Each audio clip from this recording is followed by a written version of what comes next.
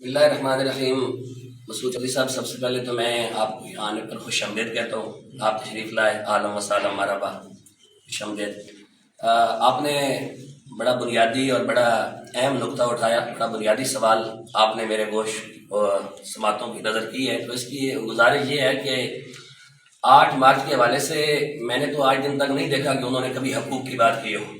وہاں تو واقعات کی بات ہوتی ہے، خرافات کی بات ہوتی ہے، مغلظات ہوتے ہیں، افواہات ہوتی ہیں، نہ کہ آج دن تک حقوق کی بات ہوئی ہے۔ اگر وہ حقوق کی بات کرتی تو وہ یہ کہتی ہیں کہ ہمیں میراث میں حصہ چاہیے جو قرآن مجید نے ان کے لیے متعین کی ہے۔ لیکن آج کتنی خواتین ہیں کہ ان کی قرآن کے ساتھ شادیاں کر دی جاتی ہیں، اس پہ کبھی آواز نہیں اٹھائی گئی، اور ان کو جائیدادوں سے، وراثت سے محروم کیا جاتا ہے۔ تو کبھی اس پر ان خواتین نے، ان معصوم خواتین نے کبھی صدا بلند نہیں کی، لیکن اس پر وہ صدا بلند کرتی ہیں کہ ہمیں باپ سے خطرہ ہے، ہمیں بیٹے سے خطرہ ہے، ہمیں داماد سے خطرہ ہے۔ تو جو خواتین 9 مہینے جس اولاد کو اپنے پیٹ میں رکھ کے ان کو معاشرے کا ایک اچھا فرد نہیں بنا سکیں، وہ دنیا میں ان کو آنے کے بعد جب وہ جوان اور بالغ ہو گئے تو اب ان کو 8 مارچ کو یاد آ گیا کہ ہمیں ان سے خطرہ ہے اور انہیں اچھا انسان بنانا ہے۔ جو خیبر پختونخوا اسمبلی ہے، ابھی کچھ دن پہلے گھڑی کا بڑا چرچا ہوا اور گھڑی خواتین نے لہرائی، اور اس کے بعد پھر جوتے اور لوٹے اور جو کچھ عوام کے ہاتھ میں آیا وہ چلتا رہا۔ جبکہ اسی تناظر میں دوسرا واقعہ لاہور کے اندر ہوا کہ خاتون نے جو ہے وہ ایک الحلوہ لکھا ہوا تھا، اس کی شرٹ زیب تن کی اور اس کے اوپر پھر ایک ساری کیمپین ہوئی، وہ بھی آپ کی نظر سے گزری ہوگی۔ یہ دونوں واقعات میں خواتین ہی ٹارگٹ بنی اور خواتین کا ہی ایک کردار ہے جو سامنے نظر آیا۔ کیا ہمارا جو مذہب کے اوپر حملہ آور ہونے والے طبقات ہیں، کیا یہ خواتین کو بطور ایک ٹول استعمال کر رہے ہیں، یا یہ نیچرل ہے، ہماری سوسائٹی واقعی اس گراوٹ کا شکار ہو چکی ہے؟ نہیں، یہ بطور ٹول بھی استعمال کر رہے ہیں اور ہماری سوسائٹی بھی گراوٹ کا شکار ہے۔ یہ دونوں چیزیں جو ہے نا، یہ ہماری سوسائٹی کے اندر پائی جاتی ہیں۔ ایک تو خواتین کو بطور ٹول استعمال کیا جا رہا ہے، اور دوسرا کچھ ہم اخلاقی طور پہ اس گراوٹ کا شکار ہے ہماری سوسائٹی، ہمارا معاشرہ، کہ اس طرح کے روز ہمارا حادثات سامنے آتے رہتے ہیں۔ ان دونوں چیزوں کو مختلف تناظر میں دیکھنے کی ضرورت ہے۔ اگر ہم لاہور کے اچھرا کے مقام پر ہونے والے واقعے کو دیکھیں تو اس کا اور اس کا آپس میں کوئی تعلق نہیں بنتا، یہ ٹوٹل اس سے مختلف ہے۔ وہاں پر جو واقعہ پیش آتا ہے وہ ایک سازش کے تحت ایک ٹیسٹر لگایا گیا ہے۔ لاہور واقعہ؟ جی، لاہور واقعہ۔ اچھا، وہ ایک ٹیسٹر لگایا گیا ہے، چیک کیا گیا ہے۔ بظاہر تو وہ لفظ حلوہ ہے، لیکن کل ہم یہ دیکھ رہے ہیں کہ کل آنے والے وقتوں میں اسی لباس کے اوپر فلاح بھی لکھا ہوگا، حی علی الفلاح بھی لکھا ہوگا، حی علی الصلاح بھی لکھا ہوگا، الرحمن بھی لکھا ہوگا۔ تو پھر کیا ہوگا؟ یہود و نصارہ جب بھی کوئی کام کرتے ہیں تو وہ ڈائریکٹ کوئی کام بھی نہیں کرتے، وہ پہلے انسان کا ذہن تبدیل کرتے ہیں۔ لیکن کیا الحلوہ لکھنا ممنوع ہے اس معاشرے میں؟ اس معاشرے میں ممنوع ہے۔ اس معاشرے میں اس لیے ممنوع ہے کہ اس معاشرے کے اندر اتنی وہ ذہنی قابلیت موجود نہیں ہے کہ وہ حلوے کے معنی سمجھ سکے کہ اس کے معنی کیا ہے۔ اگرچہ یہ عرب ممالک کے اندر یہ ڈیزائن موجود ہے، یہ پہنا جاتا ہے، لیکن جیسا دیش ویسا بیس۔ یہاں ان لوگوں کو بھی قصوروار نہیں ٹھہرایا جا سکتا جو عربی زبان کے ساتھ ایک گہری محبت کرتے ہیں، اور پھر اس کا جو کیلی گرافی ہے، جو اس کا رسم الخط ہے، وہ بالکل قرآنی آیات کی طرح لکھا گیا ہے۔ تو یہاں پہ شک و شبہات تو یہاں پہ پیدا ہوئے نا۔ وہ کہتے ہیں، خواتین یہ بھی کہتی پائی جاتی ہیں، معذرت کے ساتھ خواتین یہ بھی کہتی پائی جاتی ہیں کہ معافی کیوں منگوائی گئی، اس کا کوئی قصور نہیں تھا، تو پھر معافی کیوں منگوائی گئی؟ اس کے اوپر آپ کہتے ہیں؟ جی دیکھیں، میں اس پر یہ گزارش کروں گا کہ معافی کیوں منگوائی گئی۔ قصور تو تھا جب اتنے لوگوں کے جذبات کو مجروح کیا، ایک اکثریت کے جذبات کو مجروح کیا، اور لوگوں کے ذہنوں میں کئی وسوسے پیدا ہوئے۔ یعنی یہ طے ہو گیا کہ اکثریت کے جذبات مجروح؟ لازمی بات ہے، جس وقت آپ لوگوں کے ذہنوں میں تو یہی بات ہے نا کہ یہ قرآنی آیت لکھی ہوئی ہے، اس کی جو کیلی گرافی ہے، جو اس کا رسم الخط ہے، وہ تو قرآن کے حروف سے ملتا جلتا ہے نا۔ اگرچہ بظاہر وہ قرآنی لفظ نہیں ہے، لیکن شکوک و شبہات تو یہاں سے جنم لیے نا کہ اس نے قرآن کی آیتوں والا کوئی لباس پہنا ہوا ہے۔ تحریک لبیک پاکستان سیٹیں نہیں لے سکی۔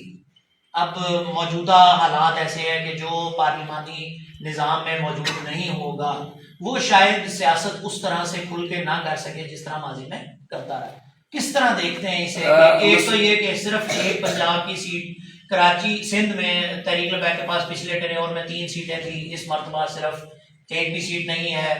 پنجاب میں صرف 1 سیٹ ہے، جبکہ قومی اسمبلی کی کوئی نشست جو ہے وہ نہیں حاصل کر سکی۔ لیکن 38 لاکھ ووٹ قومی اسمبلی کا جو ہے وہ پچھلی مرتبہ 22 لاکھ تھا, اس مرتبہ 38 لاکھ ہے, تو وہ ووٹ بڑا ہے. ایک سوال تو یہ ہے آپ سے. دوسرا سوال اسی کے تناظر میں یہ ہے کہ کیا پاکستانی قوم اسلامی طبقات کو ووٹ نہیں دیتی؟ کیونکہ جماعت اسلامی اور JUIF اور تحریک لبیک کا ٹوٹل ووٹ ملا کے بھی پاکستان کی جو دیگر مین اسٹریم کی جماعتیں ہیں ان کے برابر کا ووٹ بینک نہیں بنتا. تو اس کے بارے میں آپ کیا رہا ہے؟ پہلی بات تو یہ ہے کہ آپ نے کہا کہ تحریک لبیک کوئی سیٹ نہیں دے سکی. گزارش یہ ہے کہ تحریک لبیک نے سیٹس تو لی ہیں لیکن تحریک لبیک کو دی نہیں گئی. لیکن آپ کے پاس فارم 45 موجود ہے تو آپ اس کو چیلنج کریں. جی, تو ایک بات تو یہ ہے کہ تحریک لبیک نے سیٹیں لی ہیں لیکن ان کو دی نہیں گئی, ایک بات. دوسری بات یہ ہے کہ آپ نے فرمایا کہ تحریک لبیک سیاست کیسے کرے گی. تو سیاست کا تعلق جو ہے نا, جو میرا نقطہ نظر ہے, جو نظریہ ہوتا ہے نا وہ سیٹوں کا محتاج نہیں ہوتا. جو نظریہ ہوتا ہے, جو فکر ہوتی ہے وہ سیٹوں کی محتاج نہیں ہوتی. مثال کے طور پر اب یہاں یہ مسجد ہے, مسجد میں اذان ہوتی ہے اور نماز پڑھنے کے لیے 2 بندے آتے ہیں اور بہر اسی وقت میں اسی ٹائم میں گلی میں ڈھول بج رہا ہے اور وہاں 1000 بندہ موجود ہے. تو اس کا یہ قطعی مطلب نہیں ہے کہ مسجد ہار گئی ہے, نماز ہار گئی ہے اور ڈھول جیت گیا ہے. جیت کل بھی اسلام کی تھی, جیت آج بھی اسلام کی ہے. جیت کل بھی نبی کریم صلی اللہ علیہ وسلم کے نظریے کی تھی اور جیت آج بھی نبی کریم صلی اللہ علیہ وسلم کے نظریے کی ہے. آخری سوال آپ سے, آپ کا وقت بھی قیمتی ہے, میں شکر گزار ہوں کہ آپ نے وقت دیا.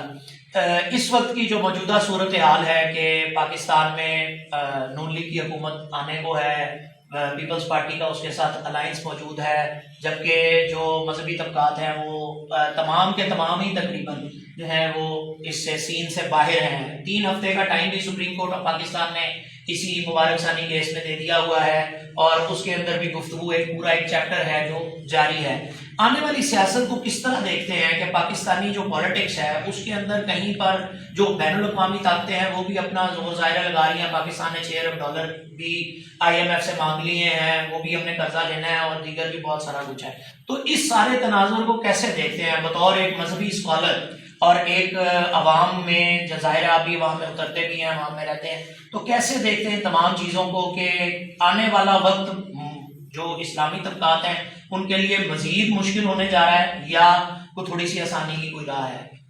دیکھیں, مذہبی طبقات کے لیے تو ہر دور ہی مشکل رہا ہے, کیونکہ جو بھی ناموس رسالت یا اسلام کی بات کرے گا اس کے لیے مشکلات تو آئیں گی. یہ تو ممکن نہیں ہے کہ کوئی آسانی ہوگی, بلکہ آنے والے وقتوں میں مال پانی اکٹھا کرنے کے لیے مذہبی طبقات کو زیادہ پریشرائز کیا جائے گا.